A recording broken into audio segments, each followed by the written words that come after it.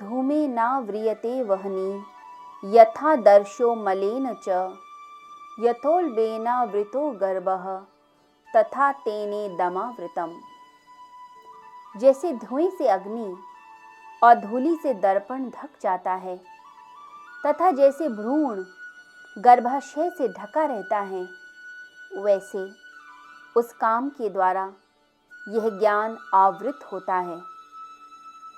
आवृतम ज्ञान में तेन ज्ञानिनो नित्य वैरिणाम काम रूपेण कौन्तेय दुष्पूरेणानलेन च। हे कौन्तेय, अग्नि के समान जिसको तृप्त करना कठिन है, ऐसे काम रूप अज्ञानी के इस नित्य शत्रु द्वारा ज्ञान आवृत है। संसार की अनित्य वस्तुओं के साथ जब हमारी आसक्ति होने लग जाती है, तो वह आसक्ति हमारी विवेक को आच्छादित करती है। यानी हमारी सोचने समझने की जो शक्ति होती है वो अपने आप ही कम होने लगती है, क्योंकि हम एक गहरे बंधन में अपने आप को अनुभव करते हैं। यदि आसक्ति है मकान से, तो मकान में ही आप बंध जाएंगे। आसक्ति है धन से, तो धन के प्रति इतनी गहन इच्छा होगी कि वह बंधन तीव्र होता चला जाएगा। फिर आपको कुछ भी समझ नहीं आएगा। आपका विवेक, आपकी बुद्धि आच्छादित होती है, यानी आपकी सोचने समझने की शक्ति क्षीण होने लगती है जब आप एक गहरे बंधन में अपने आप को अनुभव करते हैं। चाहे वह कोई रिश्ता हो, चाहे वह संसार की कोई वस्तु हो, किसी भी तरह से जब आसक्ति में आप बंधेंगे तभी परेशानी शुरू होती है।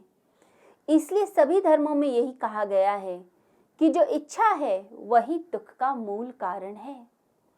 यह इच्छाएं ही हमें पशुओं की भांति व्यवहार करने को मजबूर कर देती हैं। और भगवान श्री कृष्ण की गीता तो अद्भुत है। भगवान श्री कृष्ण की गीता में पता चलता है मनुष्य को कि कैसे इच्छाओं को समझना है, कैसे हमें अपने अंदर की इच्छाओं को समाप्त करना है, कैसे इच्छाओं के पार जाते हुए हम मोक्ष की तरफ जा सकते हैं। ये सभी सूत्र भगवान श्री कृष्ण की गीता में हमें मिलते हैं। तो गीता कहती है कि 3 तरह की इच्छाएं मनुष्यों की होती हैं और यह इच्छाएं मनुष्य को भटकाती हैं। जन्मों जन्मों तक हम भटकते हैं, भटकते चले जाते हैं, क्योंकि हम इच्छाओं में बंधे हुए हैं। हमारी ये इच्छाएं 3 तरह की होती हैं। एक इच्छा जो आत्म विकास के लिए है, आत्म साक्षात्कार के लिए है, मोक्ष के लिए है, मुक्ति के लिए है। वो जो इच्छा है उसे सात्विक इच्छा कहा जाता है।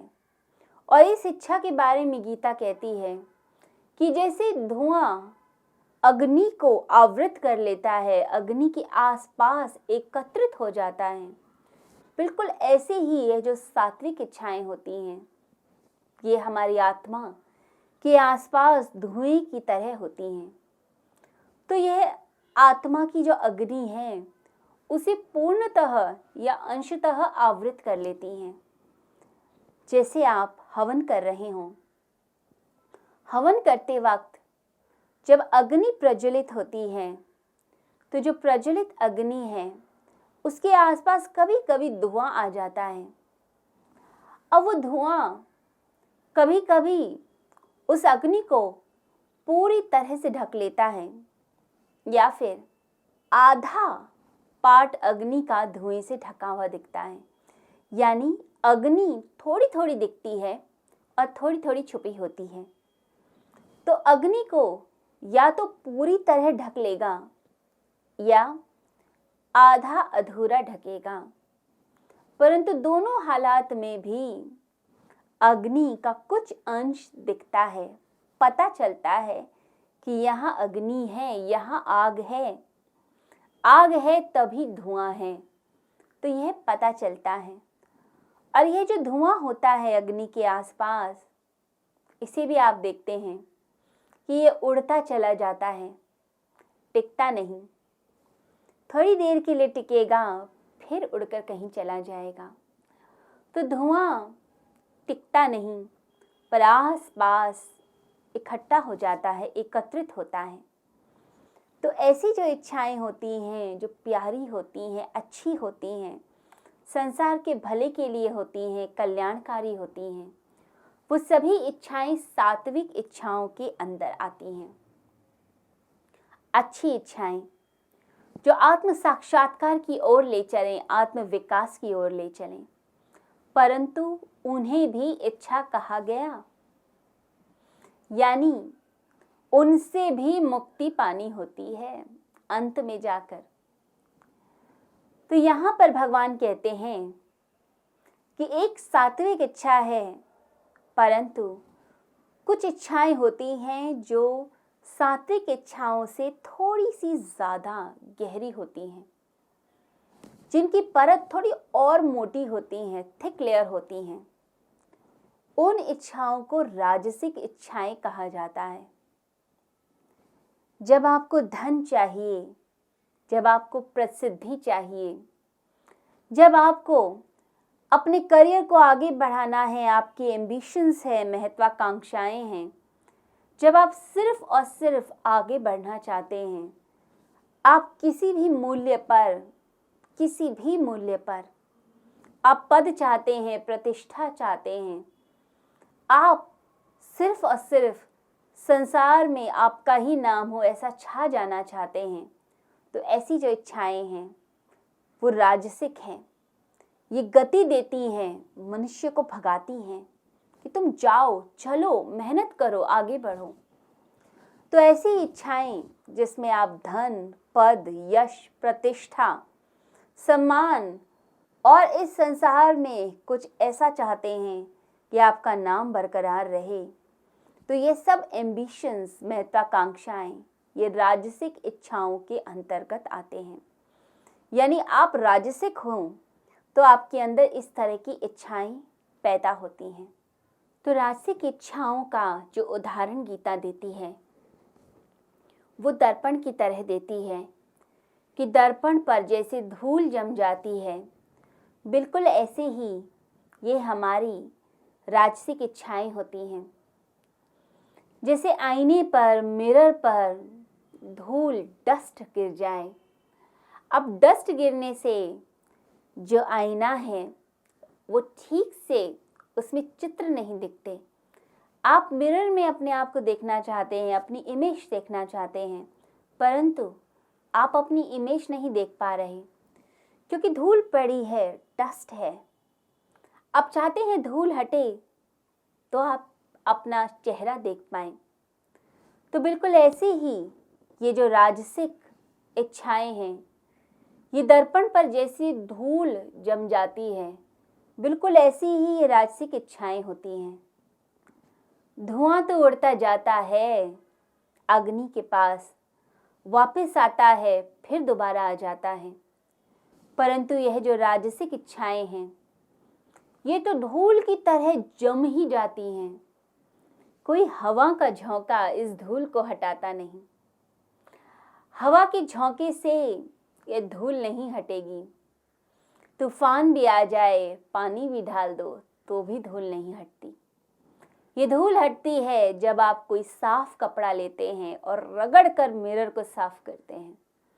तो मिरर जब क्लीन हो जाता है तो इमेज दिखती है। बिल्कुल ऐसे ही ये राजसिक इच्छाएं हैं। थोड़ी सी मेहनत करनी पड़ती है, थोड़ी सी रगड़, थोड़ी सी मेहनत करके, थोड़ी साधना की अग्नि से इसको भस्म करना पड़ता है, परंतु हट जाती हैं। राजसिक इच्छाएं फिर भी हट पाती हैं, परंतु जो तामसिक इच्छाएं होंगी उनको दूर करना तो बड़ा ही मुश्किल काम है। इसके लिए गीता उदाहरण देती है जैसे गर्भ में भ्रूण, यानी जैसे माँ अपने बच्चे को अपनी कोख में लिए हुए होती है, तो बच्चा एक समय के बाद ही पैदा होता है 9 महीने से पहले उसका जन्म नहीं होता। 9 महीने के बाद ही बच्चे का जन्म होगा। तो बिल्कुल ऐसी ही ये तामसिक इच्छाएं हैं, जब ये घर कर जाती हैं भीतर, तो जब तक पकती नहीं है, इसका फल हम भोग नहीं लेते, तब तक छुटकारा नहीं मिलता। ये अंतःकरण को इस प्रकार से जकड़ लेती हैं कि उसके बाद कुछ समझ ही नहीं आता, अपनी आत्मा का प्रकाश भी समझ नहीं आता। बिल्कुल ऐसे जैसे कोई बल्ब हो और उसके आसपास आप लेयर्स लगा दें पेपर की, ब्लैक पेपर लगा दिया जाए, कम से कम 10 लेयर लगा दी जाए, तो पता भी नहीं चलेगा कि कोई बल्ब अंदर है जिसकी रोशनी है। तो इतना गहन अंधकार आसपास आ जाता है, इतनी लेयर्स आ जाती हैं कि यह भी भ्रम हो जाता है कि वाकई में रोशनी है या नहीं। ये भी भ्रम हो जाता है कि वाकई में कोई ज्ञान का प्रकाश भीतर है। जो लोग अज्ञानता को, जो इच्छाओं को, वासनाओं को एकत्रित करते जाते हैं, उनके जाल में फंसते चले जाते हैं, भीतर आत्मा की ज्योति पता ही नहीं चलती, लगता ही नहीं कुछ है हमारे भीतर। आत्मा है भी या नहीं, इस पर भी डाउट होने शुरू हो जाते हैं। परमात्मा है या नहीं, ये भी लोग नकार देते हैं कि परमात्मा कुछ नहीं है। किन चक्रों में तुम पड़ते हो? क्योंकि तामसिक इच्छाएं हैं। ये तामसिकता आपको मजबूर कर देगी कि आप ना तो आत्मा को मानेंगे ना परमात्मा को। आप आत्मा के प्रकाश को नहीं देखेंगे, खुद के ज्ञान को नहीं देखेंगे। तो जब तामसिकता बढ़ती जाती है तो आत्मा का प्रकाश ऐसा लगता है कि है ही नहीं। सब कुछ जैसे छुप जाता है, जैसे किसी पर्दे के पीछे कोई खड़ा हो। अगर कर्टन्स बहुत सारे हैं, 8-10 कर्टन्स हैं ब्लैक कलर के, उनके पीछे कोई छुपा बैठा है, खड़ा है, तो आप कहेंगे यहाँ कोई नहीं है, कोई हो ही नहीं सकता, विश्वास ही नहीं होता। तो सत्य के प्रति भ्रम पैदा होता है और साथ ही साथ सत्य को आप नकार देते हैं। तो ये सब कुछ होता है जब तामसिक इच्छाएं होती हैं, और इसमें समय लगता है। ये राजसिक इच्छाओं की तरह या सात्विक इच्छाओं की तरह जल्दी नहीं दूर होती। इनके लिए भोगना पड़ता है। जो बीज वासना का है, इच्छा का है, जब तक उसको आप भोग नहीं लेंगे तब तक इनसे छुटकारा नहीं। तो ये इच्छाएं आपको भटकाती हैं, और तामसिकता सबसे ज़्यादा भटकाती है। पशुओं की तरह जीने के लिए आप मजबूर हो जाते हैं, पशु ही हो जाते हैं। लोग हत्या करते हैं, लोग किसी के साथ अन्याय कर देते हैं, किसी का धन चोरी कर लेते हैं, किसी के साथ इतना बुरा कर देते हैं कि वो जीते जी मर ही जाता है। उसके बच्चे को उठाकर ले जाएंगे, उसकी पत्नी को ले जाएंगे। तो कुछ भी गलत करते हैं तो यह तामसिक लोगों का काम है। इन्हें राक्षस योनि वाला कहा गया। राक्षस ही है वह। राक्षस वो नहीं जिसके सर पे 2 सींग है। राक्षस वह है जो व्यक्ति तामसिक है, तामसिक वासनाओं से, इच्छाओं से ग्रसित है, और यह समय लगाती हैं। जिसे आत्मविकास पे चढ़ना हो, उसे तामसिक इच्छाओं से मुक्ति पानी चाहिए।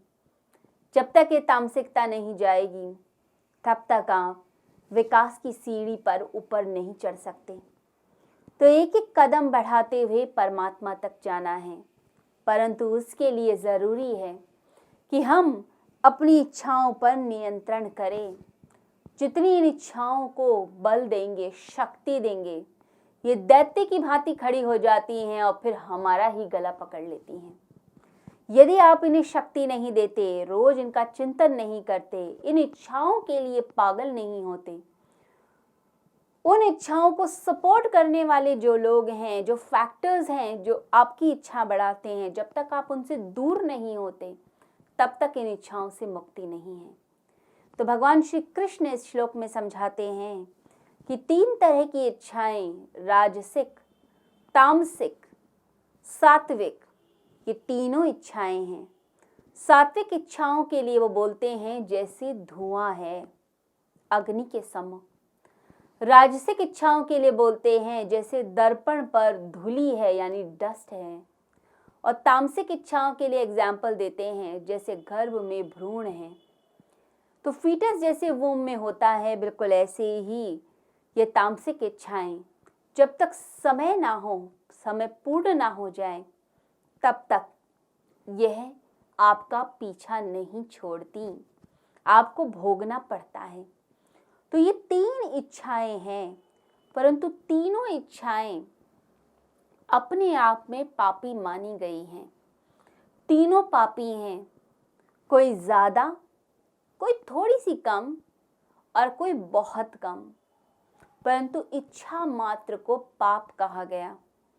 पाप इसलिए क्योंकि पुण्य मिलेगा या आप कुछ न कुछ गलत कर्म करेंगे, गलत फल मिलता है।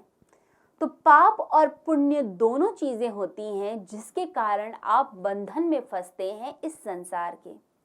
दोनों बेड़ियां हैं, एक सोने की और एक लोहे की।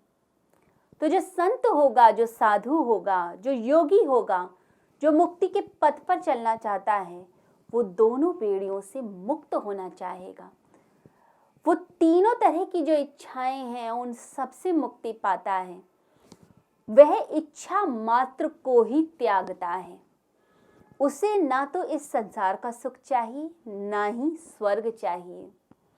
कई लोग स्वर्ग के नाम पर भी गलत काम इस संसार में कराते हैं कि आपको जन्नत मिलेगी, ऊपर परमात्मा का प्रेम मिलेगा। इस लालच में भी धर्म के नाम पे गलत काम कराते हैं। परंतु असलियत यह है, जो मुक्ति चाहता है उसे इच्छा मात्र को ही त्यागना होता है। यानी न तो संसार की न परलोक की कोई इच्छा ही नहीं। अंत में तो परमात्मा की भी इच्छा छोड़नी पड़ती है, क्योंकि जब तक सारी इच्छाएं नहीं त्याग दोगे तब तक मुक्ति संभव नहीं। परंतु शुरुआत एटलीस्ट ऐसे करनी चाहिए कि तामसिक इच्छाओं को कम कीजिए और तामसिक इच्छाएं कम हों, फिर राजसिक इच्छाओं पर काम कीजिए और फिर धीरे धीरे सात्विकता पैदा करते करते फिर अंत में मोक्ष की प्राप्ति के लिए इच्छाओं का पूर्ण रूप से त्याग कर दीजिए। ये सब होता है जब आप सच में साधना करते हैं। यहाँ भगवान एक और शब्द का प्रयोग करते हैं जिसे भगवान ने कहा दुष्पूर। दुष्पूर का अर्थ होता है कि जिसका पेट कभी भरता ही नहीं। दुष्पूर जो कभी भी ये नहीं कहता कि बस हो गया। एक शब्द अनल भी आया है।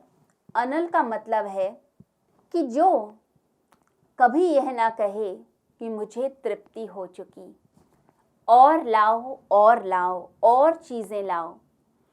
अग्नि की भांति जो भस्म करता जाता है, जैसे अग्नि में आप कुछ भी डालिए वो भस्म हो जाएगा। अग्नि कभी तृप्त नहीं होती। ऐसी ही ये जो वासनाएं हैं ये कभी तृप्त नहीं होती। आप कुछ भी करके देख लीजिए, आप भोगों को भोगते जाइए, आपको और चीजें चाहिए होंगी। आज आपको 10 लाख मिले हैं तो आपको अगले दिन इच्छा होगी मैं 1 करोड़ कमाऊं। 1 करोड़ आने लग जाएंगे, फिर लगेगा 10 करोड़ कमाऊं, फिर 10 आएंगे तो लगेगा 100 करोड़ कमाऊं। तो इच्छाएं भगाती हैं, भगाती ही चली जाती हैं और मनुष्य इनके पीछे भागता है। जैसे एक जिद्दी बच्चा भागता है तो माँ पीछे भागती है, बिल्कुल ऐसे ही ये वासना भागती है और आप इसे पकड़ने की कोशिश करते हैं, परंतु इसे कभी पकड़ नहीं पाते। बड़ी ही अद्भुत कहानी है मनुष्य की कि वो भागता है इन इच्छाओं के पीछे, परंतु इच्छाओं की तृप्ति कभी नहीं होती। जिसे यह इच्छा मिल भी जाती है, जो अपनी इच्छा पूरी भी कर लेता है वो भी दुखी रहता है, और जो नहीं पूरी कर पाता वो भी दुखी रहता है। यह इच्छा मात्र ही पाप है जो इस संसार में भटकाती है। जितनी आप करते जाएंगे उतना संसार में फंसते जाएंगे। अब संसार में फंसना है या फिर संसार से उबरना है, ये तो मनुष्य को खुद ही सोचना पड़ेगा, बिना सोचे तो मुक्ति है ही नहीं। कहते हैं कि ज्ञान मनुष्य का स्वभाव है, इसी ज्ञान के ऊपर आवरण है इच्छाओं का। अब इच्छाएं, आकांक्षाएं, भविष्य की चिंताएं, ये सब आवरण है आपकी आत्मा की अग्नि के ऊपर। परंतु जो अग्नि है वो ज्ञान है, और वो ज्ञान हमारा स्वभाव है। ये हमेशा रहता है, ये कभी आपसे दूर नहीं होता।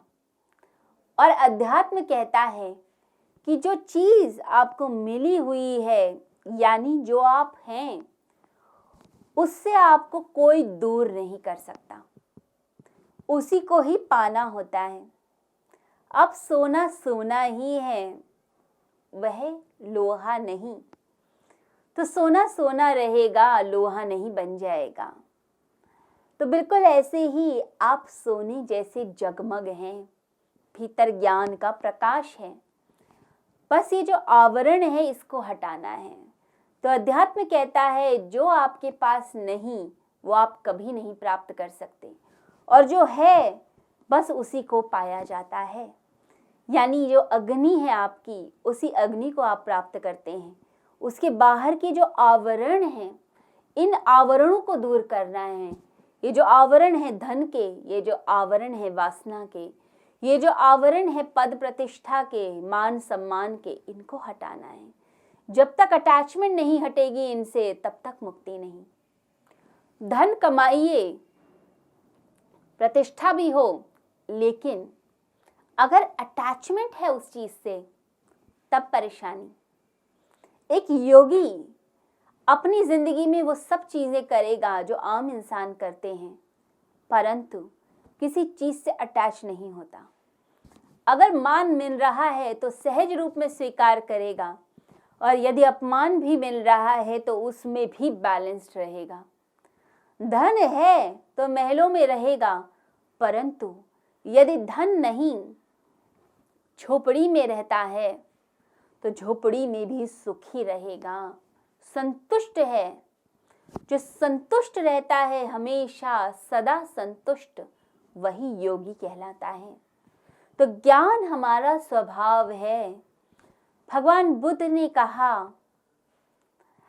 कि ज्ञान हमेशा भीतर है, इच्छा ही दुख है। तो इच्छा दुख है, इसी से मुक्ति पाइए। जब भगवान बुद्ध को आत्म साक्षात्कार हुआ तो लोगों ने पूछा आपने क्या प्राप्त कर लिया। तब भगवान बुद्ध मुस्कुराए और भगवान ने कहा कि मैंने कुछ पाया नहीं, मैंने खोया है। तो लोगों ने कहा इतनी तपस्या, इतनी साधना खोने के लिए की क्या?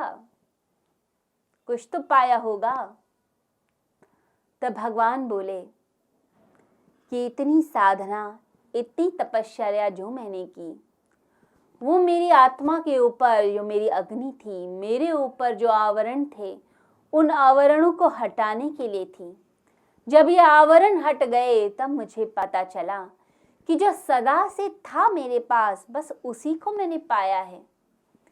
तो ऐसे ही समझिए कि जो आपके पास है, बस आपने उसी को पाना होता है। जैसे सूरज चमकता है, बदलियां आ जाती हैं, वो बदलियां हटें तो सूर्य के दर्शन हो जाएं। तो बदलियां हटेंगी इच्छाओं की, वासनाओं की, तो सूर्य के दर्शन होंगे। जैसे आप देखते हैं कि अग्नि के आगे धुआं आ जाता है, धुआं हटे तो अग्नि दिखती है। जैसे बीज में वृक्ष है, वृक्ष दिखता नहीं, परंतु आवरण है। बीज के ऊपर एक खोल है, जब वो खोल टूटता है तो अंकुरण होता है और छोटा सा नन्हा सा पौधा निकलता है। वही पौधा बाद में वृक्ष बनता है।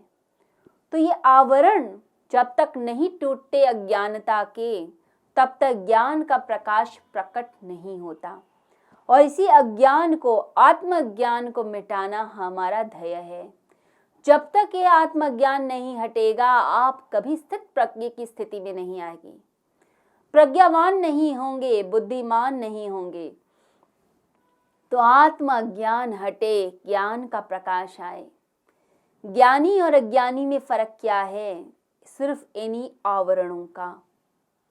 ज्ञानी के पास भी उतना ही प्रकाश, अज्ञानी के पास भी उतना प्रकाश, परंतु दोनों में यदि भेद है तो भेद सिर्फ आवरणों का है। ज्ञानी ने आवरण कम करे तो ज्ञान का प्रकाश बाहर आया। अज्ञानी आवरण को हटाता नहीं और आवरणों को लपेटता जाता है, और आवरण आते हैं। तो जितने आवरण आते जाएंगे अज्ञानी के पास, ज्ञान का प्रकाश दिखेगा नहीं। तो दोनों में ज्ञान की ज्योति है, परंतु जिसने जितने आवरण ओढ़ लिए उतना ही अपने आप को दुखी कर लिया। तो ज्ञानी और अज्ञानी में भेद नहीं, भेद जितना भी है वो आपकी इच्छाओं का है, आपकी वासनाओं का है। तो यह समझें, जो अज्ञान है वो एब्सेंस ऑफ नॉलेज नहीं है, वो आवरण जो आपने एकत्रित किए हैं बस वो हैं। अंधेरा आसपास हमने एकत्रित कर लिया और उसी अंधेरे ने परेशान कर दिया। और जितनी इच्छाएं ज्यादा होंगी उतना मनुष्य वासना की दुर्गंध से भरा हुआ एक गीली लकड़ी की भांति होता है, जिसमें ब्रह्म की ज्योति जलती ही नहीं। कितनी भी भक्ति कराने की कोशिश कीजिए, कितनी अच्छी बातें बताने की कोशिश कीजिए, ऐसे व्यक्ति को समझ ही नहीं आता। कुछ देर तो भक्ति करेगा, पर फिर दोबारा से धुआं ही धुआं इच्छाओं का। जैसे गीली लकड़ी को जलाने पर कुछ देर जलती है, फिर धुआं ही धुआं, धुआं ही धुआं। ऐसे ही ऐसा व्यक्ति कुछ देर तो कर लेगा, नाम जप लेगा, परंतु फिर वासनाओं के घेरे में आ जाएगा, फिर दोबारा से वासना की गर्त में गिरेगा, और गर्त में गिरते गिरते अपने आप को दुखी करता है। कहते हैं कि शेख फरीद के पास एक व्यक्ति आया। उसने फरीद से कहा कि मैंने बहुत सारी कहानियां सुनी हैं जीसस के बारे में। मैंने सुनी है ऐसे लोगों के बारे में जैसे मंसूर है। उन लोगों ने हंसते हंसते अपने प्राण न्यौछावर किए धर्म के नाम पर। जीसस को सूली पर चढ़ाया गया, उनके हाथों में कीलें ठोंकी गई, परंतु अंत तक कहते गए कि भगवान इन्हें माफ कर देना, ये नहीं जानते ये क्या कर रहे हैं, इन्हें माफ कर दो। तो जीसस प्रार्थना करते हैं, लोग उन्हें मृत्यु दे रहे हैं, हाथों में कीलें ठोंक रहे हैं, पैरों में कीलें ठोंक रहे हैं, वह रोते नहीं, परेशान नहीं होते। आंखों में आंसू नहीं, आंखों में करुणा है। संसार के लिए प्रार्थना है, कहते हैं ये नहीं जानते ये क्या कर रहे हैं, भगवान इन्हें माफ कर देना। तो वह व्यक्ति कहता है मेरी समझ के बाहर है, ये सब कहानियां ही लगती हैं। मंसूर के विषय में कहा जाता है कि वह जब कहता कि मैं ही ब्रह्म हूँ, मैं ही परमात्मा हूँ, तो लोग नाराज हो जाते और अंत में उसके हाथ पैर काटे गए। उसके हाथ काटे जा रहे हैं, फिर भी मंसूर ऊपर आसमान की ओर देखते हुए बोलता है कि कम से कम मेरे हाथ पैर काटते हुए लोग मेरे ऊपर पत्थर फेंकते हुए एक बार परमात्मा तेरी तरफ तो देखते हैं, ऊपर तो देखते हैं, ईश्वर की ओर तो देखते हैं, भगवान इन्हें माफ कर देना। तो माफी की बातें करते हैं। तो जो व्यक्ति फरीद के पास आया था वो कहने लगा कि मुझे विश्वास नहीं होता कि मंसूर जैसा व्यक्ति हो सकता है जिसके हाथ पैर काटे जा रहे हो और वह उन्हें माफ कर रहा हो, भगवान से उनके लिए प्रार्थना कर रहा हो, या जीसस प्रार्थना करते हो जो उनके हाथों में पैरों में कीलें ठोक रहे हैं उनके लिए प्रार्थना करते हो। ऐसा हो नहीं सकता, संभव ही नहीं। आप बताइए आपके पास क्या उत्तर है। तो शेख फरीद उस व्यक्ति की बात सुनकर हंसने लगे, कहने लगे कि मेरे पास एक नारियल पड़ा है, तुम एक काम करो, ये नारियल लो और इसको तोड़कर लाओ। और एक बात का ध्यान रखना, ये जो नारियल है, इसका जो आउटर शेल है, इसका जो खोल है और जो इसके अंदर की गिरी है, ये ध्यान रखना कि दोनों को ठीक से अलग कर दो और जो अंदर की गिरी है वो साबुत बचाकर ले आना, उसमें कोई क्रैक ना पड़े, सिर्फ आउटर शेल टूटे, गिरी ना टूटे। तो उस व्यक्ति ने कहा कि आप कैसी बातें कर रहे हैं, यह जो नारियल है ये कच्चा नारियल है, अगर मैं इसे फोड़ूंगा जमीन पर तो अंदर की गिरी टूटेगी ही टूटेगी। तो दूसरा नारियल शेख फरीद ने पकड़ाया कि चलो इसको ले जाओ, इसकी तो अलग कर दोगे। तो उस व्यक्ति ने कहा इसकी गिरी और खोल आराम से अलग हो जाएगा और गिरी टूटेगी नहीं।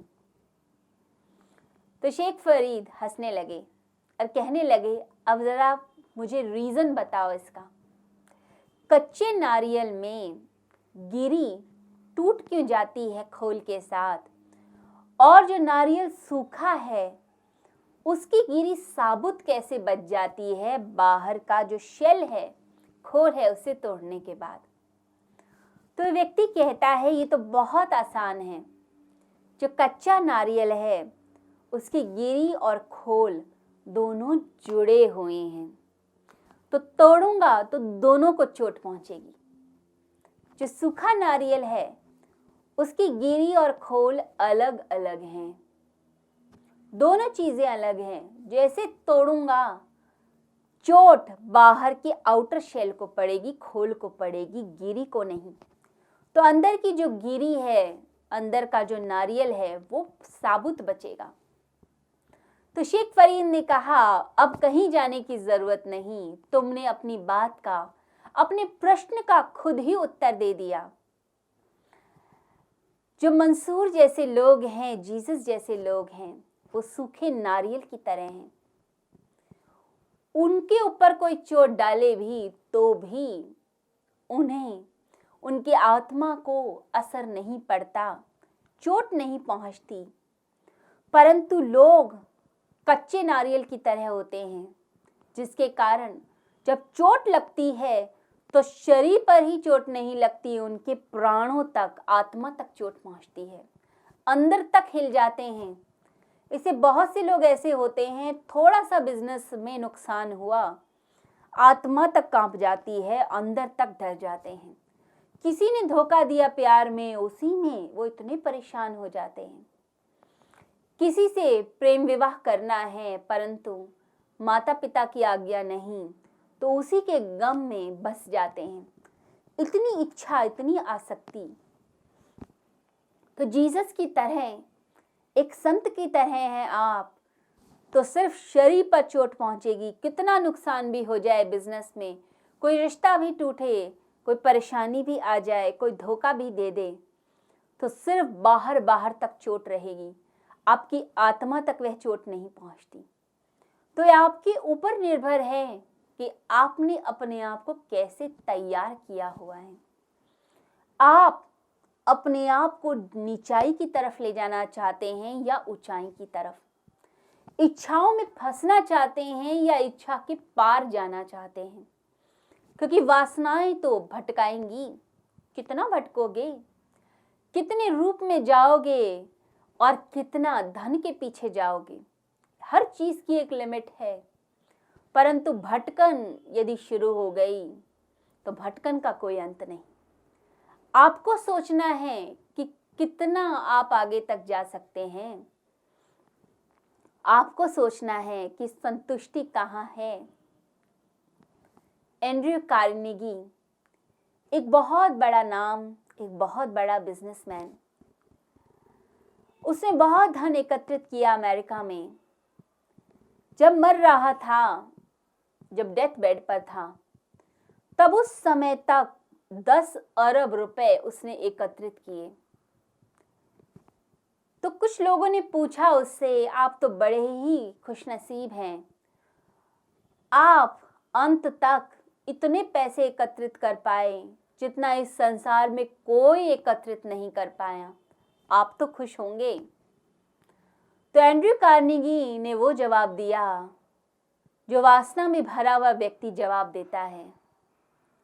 उसने कहा कि मेरा इरादा तो 10 अरब नहीं 100 अरब रुपए छोड़ने का था। मैं तो घाटे में रहा, मेरी कोई इच्छा पूरी नहीं हुई। जो इच्छा पूरी करना चाहता था वो पूर्ण नहीं हुई। मेरा मन 100 अरब पर था, परंतु 10 अरब छोड़कर जा रहा हूं, तो मैं पूरी तरह तृप्त नहीं। अब जिस व्यक्ति ने, जो संसार का सबसे अमीर आदमी, वो मरते वक्त ये बात कहता है कि 10 अरब नहीं 100 अरब चाहिए थे, तो समझ लीजिए कि इच्छाएं, वासनाएं किसी इंसान की पूरी नहीं होती। और यदि इन वासनाओं में पड़े रहे तो जिंदगी का नाश ही आप करते हैं, नष्ट करते हैं वो अवसर जो परमात्मा ने दिया। परमात्मा अवसर दे रहे हैं, उन अवसरों को पकड़ लीजिए, उन्हें छोड़िए मत। सही राह पर चलिए, मुक्ति की राह पर चलिए। सिर्फ बाहर की चीजें इकट्ठी करते रहेंगे तो एकत्रित ही करते रह जाएंगे और अंत में यहीं छोड़कर निकल जाएंगे। आप पैसे, धन, पद, प्रतिष्ठा एकत्रित कर लेंगे, लेकिन जो जीना है, जीवन का आनंद है, उसे आप भोग ही नहीं पाएंगे। इसलिए कहा जाता है कि जो इच्छा है, जो वासना है, वो तो कल की तरफ जाती है कि कल सपने पूरे होंगे तो यह होगा, कल मैं यह प्राप्त करूंगा तो मैं इतना प्रसन्न होऊंगा। परंतु अध्यात्म कहता है कि प्रसन्नता कल नहीं, प्रसन्नता आज है, इसी क्षण में है, अभी है और यही है। तो इसी क्षण में जो प्रसन्न है वह अपनी आत्मा में स्थित है। और जो कल के लिए प्रसन्न होता है, कल के लिए सोचता है कल कुछ मिलेगा तो मैं प्रसन्न होऊंगा, मैं जब कल धन एकत्रित कर लूंगा तब मैं बहुत खुश हो जाऊंगा, उससे पहले तो मुझे पीड़ा लेनी चाहिए, उससे पहले तो मुझे त्याग करना चाहिए, मुझे तो भागना चाहिए। तो समझिए, ऐसा व्यक्ति 10 साल के बाद भी खुश नहीं होता, क्योंकि खुश रहने की आदत ही नहीं रह जाती। खुश रहने की आदत जिस व्यक्ति की है वो अभाव में भी खुश रह लेता है, और जिसे खुश रहना नहीं आता वो महल में भी खुश नहीं रहता, वहां भी कृप करता है। तो ये आदत आपको बनानी है कि आप कैसी आदत की तरफ जाना चाहते हैं। कहते हैं कि एक बार किसी गांव में अकाल पड़ा, तो अकाल ऐसा था कि वर्षा की एक बूंद भी धरती पर नहीं आ रही थी। करीब 5 साल हो गए, वर्षा की बूंद ही ना आए। किसानों ने काम करना बंद कर दिया। तो एक बार शिव और पार्वती उस स्थान से जा रहे थे, उस गांव से गुजर रहे थे। तो पार्वती ने भगवान शिव से पूछा कि भगवान, यह जो एरिया है, यह जो गांव है, इसमें तो वर्षा की एक बूंद भी गिरती दिखती नहीं, यहाँ तो अकाल ही दिखता है, ये कब तक चलेगा?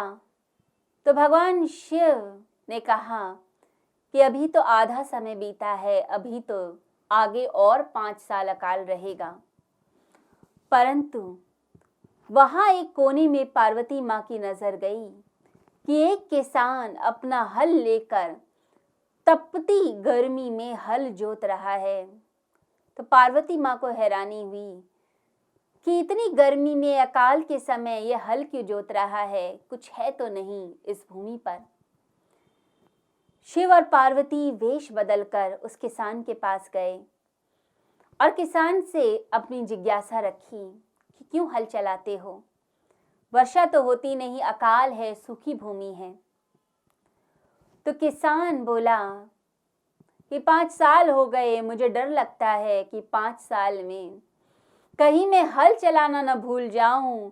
जब 5 साल और बीतेंगे और वर्षा होगी, पता नहीं कब होगी, 5 साल बाद या 10 साल बाद। तो जब वर्षा होगी उस समय अगर मेरे को हल चलाना आता ही नहीं होगा, तो मैं कैसे अपने आप का गुजारा कर पाऊंगा, परिवार का पेट पाल पाऊंगा। यदि हल चलाना ही नहीं आता होगा तो खेती कैसे होगी, फसल कैसे हम बोएंगे, कैसे जिएंगे। तो उसकी बात सुनकर पार्वती माँ मुस्कुराई और भगवान शिव मुस्कुराए। भगवान शिव के मन में एक विचार उत्पन्न हुआ कि मैंने भी बहुत समय से वर्षा नहीं करी है, कहीं मैं भी तो भूल नहीं गया कि वर्षा होगी या नहीं, पता नहीं। मैंने भी 5 सालों से कृपा नहीं करी, तो मैं भी ज़रा देखूं कि मेरे अंदर वह जो चीज़ है जिसके कारण वर्षा होती है, कहीं मैं उस शक्ति को भूल तो नहीं गया। तो भगवान ने उस किसान की बात सुनकर अपनी उस शक्ति को जैसे ही याद किया, तुरंत वर्षा होनी शुरू हो गई। तो आप ये बात समझिए, जो व्यक्ति सच्चाई की राह पर चलता है, परमात्मा की राह पर चलता है, उसके ऊपर कृपाएं अपने आप बरसने लग जाती हैं। जो अपनी आत्मा से ही जुड़ना चाहता है उस पर कृपाएं हो ही जाती हैं।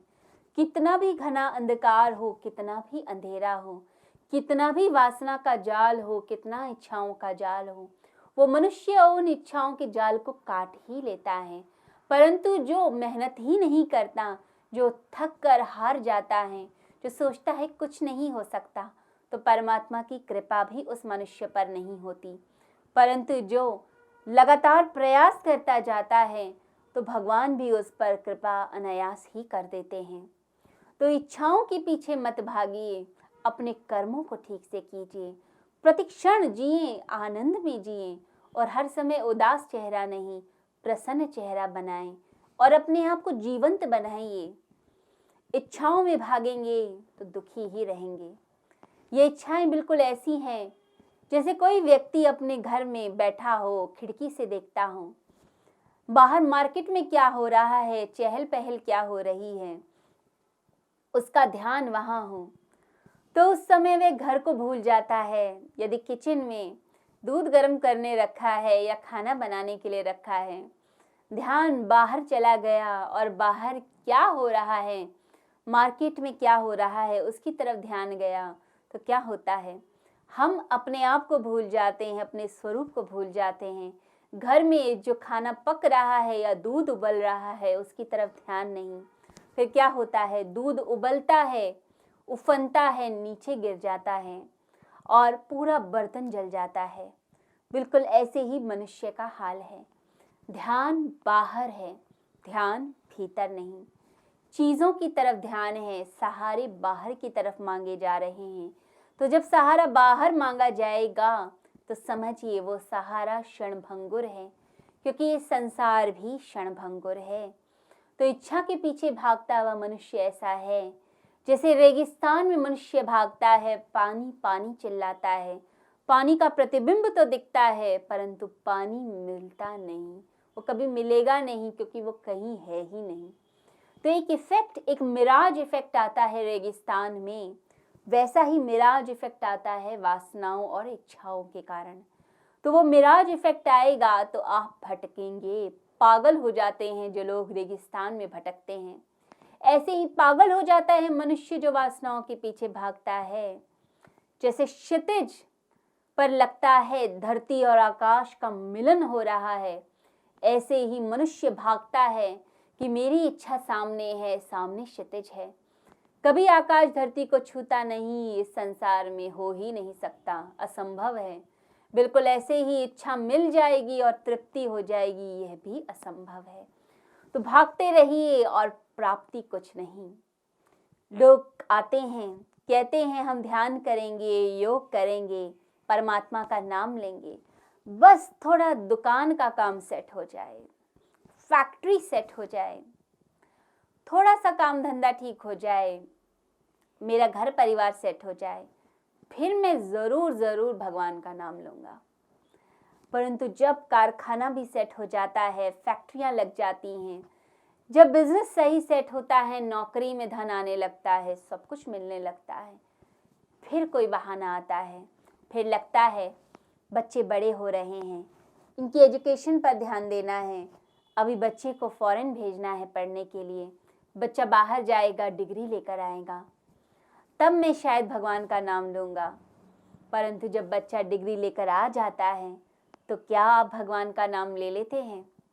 फिर चिंता इसकी नौकरी लग जाए, बेचारे ने बड़ी मेहनत की, नौकरी लग जाए, नौकरी नहीं लगती, फिर भगवान के सामने फरियाद करते हैं, वैष्णो देवी जाते हैं, माता के लिए चढ़ाई चढ़ते हैं और बोलते हैं कि माता तू झोलियाँ भरती है, झोली भर दे, मेरी इच्छा पूरी कर दे, मेरे बेटे को नौकरी लग जाए। फिर आप चल पड़ते हैं, नौकरी लग भी गई, फिर क्या, फिर लगता है प्रमोशन हो जाए, थोड़ा और कमाए, अभी जो मिली वो तो थोड़ा सा देते हैं, वो तो ट्रेनिंग हो रही है, थोड़ा और पैसा मिलेगा तो हम एक बड़ा घर ले लेंगे, बड़ा घर लेंगे, थोड़ा सा स्टेटस बढ़ेगा, फिर इसकी शादी कर दी जाएगी, अच्छे घर से रिश्ता आएगा।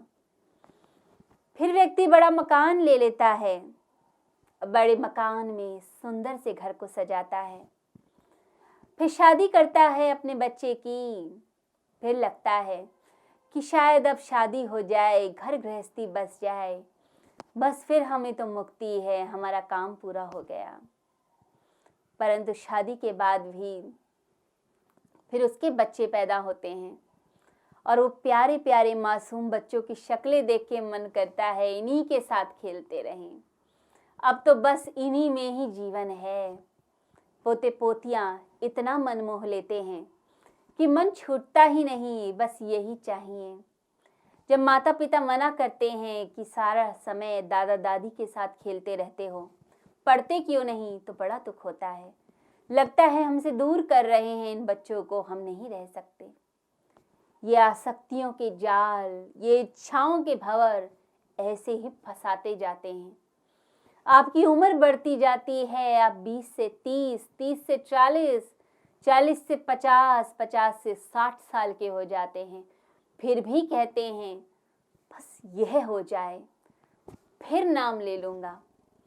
सब कुछ इकट्ठा हो जाता है, सारे काम हो जाते हैं, परंतु जो असली काम है परमात्मा का, वो काम कभी पूरा नहीं होता, वो पूरा हो ही नहीं सकता आपका, क्योंकि आप इच्छाओं के पीछे भागते हैं। ये इच्छाओं के पीछे भागना ये बिल्कुल ऐसा है जैसे कोई व्यक्ति कोहरे में भागता हो, सर्दियों में फॉग हो जाता है, कोहरा होता है, उस समय आसपास इतना फॉग, इतना कोहरा, कुछ दिखता ही नहीं, मनुष्य भटक जाता है, समझ ही नहीं आता। बिल्कुल ऐसे ही इच्छाओं में मनुष्य भटकता है, कोहरे की तरह ये इच्छाएं आसपास भ्रम का जाल बनाती हैं, और वो भ्रम का जाल इतना बड़ा होता है कि समझ ही नहीं आता कि करना क्या है, जाना क्या है। और ध्यान यदि बाहर हुआ, अपनी आत्मा से च्युत हो गए, अलग हो गए, तो समझिए बाहर ही भागते जाएंगे, भागते जाएंगे। वन डायमेंशनल होता है ये ध्यान, या तो बाहर जाएगा या भीतर। तो भीतर की तरफ ले आए तो अपनी आत्मा में स्थित हो गए, बाहर चले गए तो खो गए, और खो जाते हैं और अपना स्वरूप भूल जाते हैं। जैसे डिमेंशिया हो जाता है, आप अपने आप को भूल जाते हैं, याददाश्त खो जाती है, चोट लगी और याददाश्त खो गई। फिर आप याद दिलाइए कि आपका नाम यह है, आप इसके बेटे हैं, इसकी बेटी हैं, व्यक्ति को याद ही नहीं आता। वो कहता है याददाश्त खो चुकी, पुराना जो था कुछ याद नहीं। घर के लोग रोते हैं कि अपना स्वरूप भूल गया। तो समझिए ऐसे ही मनुष्य का हाल है, अपना स्वरूप ही भूल गया, अपने आप को भूल गया। जब अपने स्वरूप को भूल बैठे तो फिर कहीं से मदद नहीं मिल सकती। खुद अपनी मदद कीजिए, अपने आप को स्थापित कीजिए, जरा ऊपर उठें इच्छाओं से। ये धुएं के समान आपके आसपास आ जाएंगी, जैसे अग्नि के आसपास धुआं आता है। इच्छाएं कुछ भी नहीं है, कुछ भी नहीं शक्ति इनमें, परंतु आपका सब कुछ ले डूबती हैं। ये ऐसी इच्छाएं होती हैं।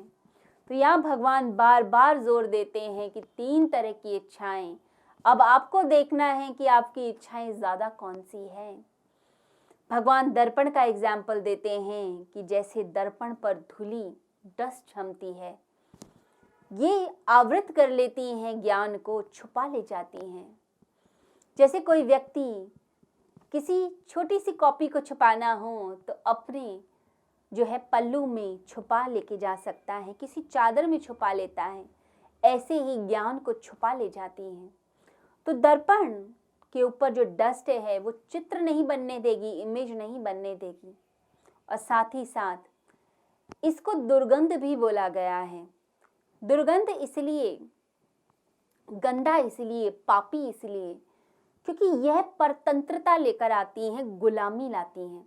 आप किसी और के ऊपर डिपेंड हो गए, वो मिलेगा तो मैं खुश, वो नहीं मिलेगा तो मैं दुखी, धन मिलेगा तो मैं प्रसन्न, धन नहीं मिला तो मैं दुखी, मेरा प्रेमी मिलेगा तो मैं खुश, नहीं मिलेगा तो मैं दुखी, मिले तो प्रसन्नता, न मिले तो दुख। ये गुलामी है और इस मानसिक दास्तां में हम जीते हैं। तो जितनी दास्तां बढ़ेगी उतनी ही दुर्गंध माना गया है।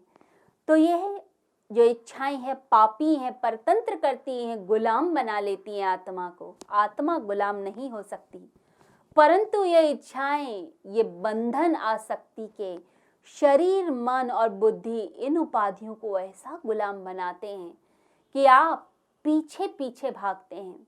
जैसे पशु के गले में रस्सी बांधकर उसे खींच के ले जाया जाता है, ऐसे ही आपको खींच के लेके जाया जाता है। फिर आप नरक जैसी यातना भोगते हैं, फिर भी नहीं हटते उस जगह से। क्यों? क्योंकि कारागृह आपको फिर घर दिखता है, जेल घर लगने लगती है।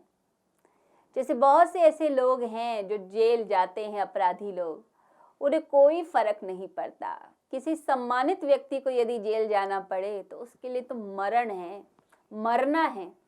परंतु जो अपराधी होते हैं उनके लिए तो बड़ा ही आसान काम है।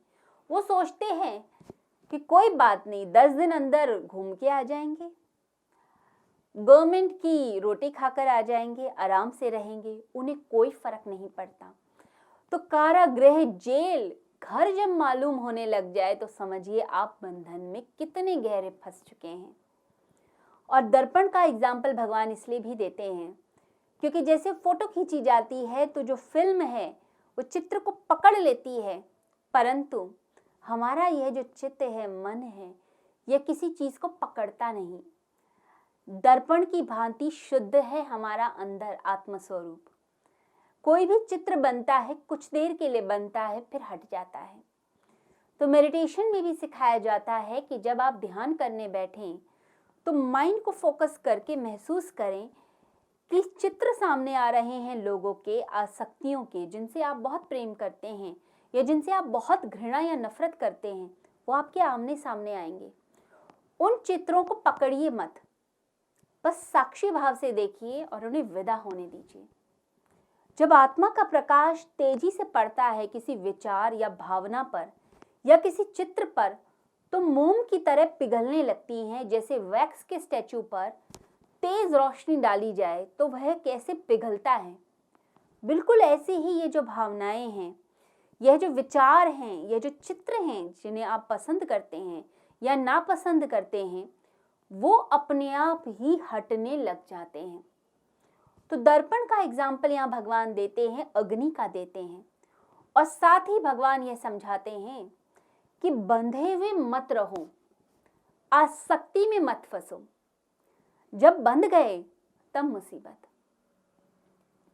किसी ने अपमान किया तो मन में वो गोल गोल घूम रहा है, इसने मेरा अपमान करा, इसने मेरे बारे में ऐसे बोला, मैं इतना प्रतिष्ठित व्यक्ति हूँ, मेरा अपमान कैसे कर दिया, मुझे इसने ऐसे कैसे बोल दिया, ये मुझसे छोटी उम्र का, इसने कैसे ये बात बोली। तो मन में वो बातें चलती हैं आपके। तो यानी आप बंध गए उस अपमान से। किसी ने सम्मान में कह दिया, आपसे बढ़िया व्यक्ति कोई नहीं, आप तो कितना अच्छा बोलते हैं, आपके कितने फॉलोअर्स हैं, आपने वो सम्मान पकड़ लिया, आप बंध गए उस सम्मान से। आपको किसी ने कहा कि आपका चेहरा बड़ा सुंदर है, तो आप उस व्यक्ति से आकर्षित हो गए। किसी ने कह दिया कि आईने में देखा है अपना चेहरा, क्या बेकार शक्ल है, तो एकदम क्रोध आ गया। हम बंध गए। बांधना नहीं। जो संत होगा, जो साधु होगा, जो योगी होगा, साधक होगा, वो बंधता नहीं, जाने देता है चीज को। कोई बात नहीं, सम्मान आज आया तो कल अपमान भी आएगा, और आज अपमान आया तो कल सम्मान भी आएगा। ये संसार की रीत है। सुख भी आएगा, दुख भी आएगा, मान आएगा, सम्मान आएगा, प्रेम आएगा, घृणा आएगी, सब कुछ आता है। कहते हैं भगवान बुद्ध बैठे हुए हैं आसन पर, और एक व्यक्ति घृणा से भरकर आया, भगवान के ऊपर थूक कर चला गया, क्रोध में गालियां दी, बहुत गुस्से में कंपित हो रहा था, पूरा शरीर वाइब्रेट कर रहा था गुस्से के मारे, और भगवान पर थूक कर चला गया। भगवान बुद्ध कुछ नहीं बोले, शांति में विराजित रहे। अगले दिन वही व्यक्ति भगवान के पास आया और भगवान से बोला, मुझसे बहुत बड़ी गलती हो गई, मुझे माफ कर दीजिए। मैं लोगों की बातों में आ गया और मैंने आपका अपमान किया, इतनी गालियां सुनाई आपको, इतना बुरा बोला, और आप पे थूक भी दिया मैंने। मैं कितना घृणित हूँ। पैर पकड़कर माफी मांगने लगा।